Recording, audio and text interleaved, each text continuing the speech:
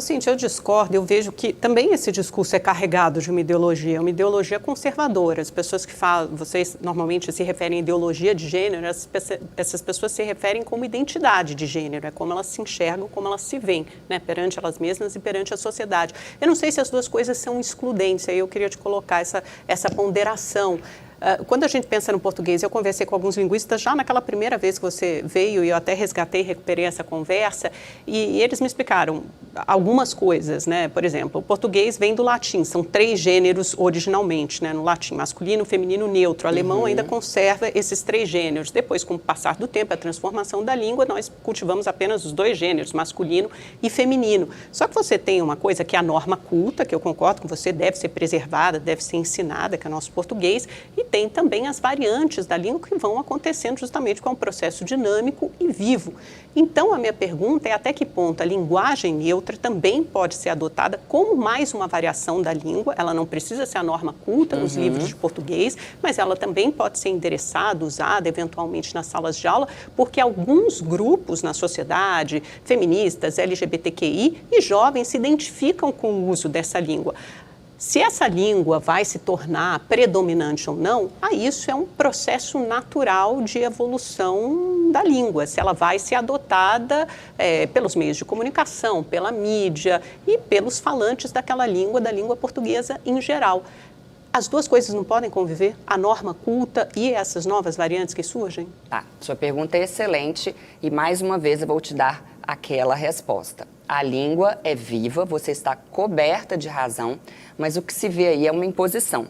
E quando você perguntou para os professores, os linguistas com os quais você conversou, eles te disseram que na passagem do português para o latim, o que era neutro no latim se tornou o masculino. Ou seja, quando a gente diz que nós temos apenas o masculino e apenas o feminino, nós queremos dizer, na verdade, que o masculino já cumpre o papel do neutro, porque o neutro do latim para o português se tornou o masculino, de modo que quando eu digo boa noite a todos, eu já incluo aí todas, né? E dizer boa noite a todos e a todas seria uma redundância, e a todes não é a língua portuguesa. Essa é a primeira coisa.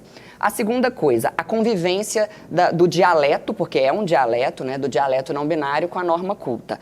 Há um perigo aí, sobre o qual eu não falei da última vez em que eu vim, que é o seguinte: a partir do momento em que se coloca nas escolas essa variação linguística, em que se ensina isso nas escolas, a gente, na verdade, está dizendo para os jovens que o gênero é uma abstração social e que esse jovem pode escolher o que ele quer ser, à mercê das próprias vontades. Então, a questão toda é a seguinte: os pais do Brasil, eles querem que isso seja discutido em sala de aula?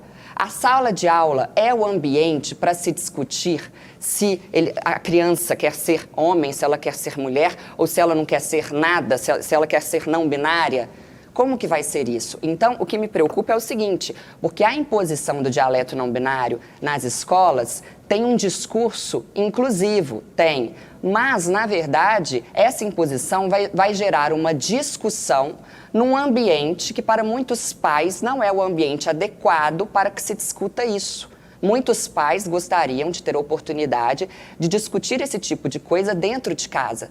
Então, vai muito além da simples convivência entre a norma culta e o dialeto não binário. E outra coisa, a gente vive no Brasil, que é um país em que os indicadores de educação são tão ruins, e eu penso que gastar tempo de sala de aula para se discutir algo como um dialeto que beneficia apenas uma elite, porque é uma elite, ninguém na favela está discutindo o dialeto não binário, que beneficia apenas uma elite pseudo-intelectual progressista, é realmente um desperdício de tempo. Deveríamos nos ater àquilo que de fato vai contribuir para a evolução desse jovem, que é o ensino da norma culta.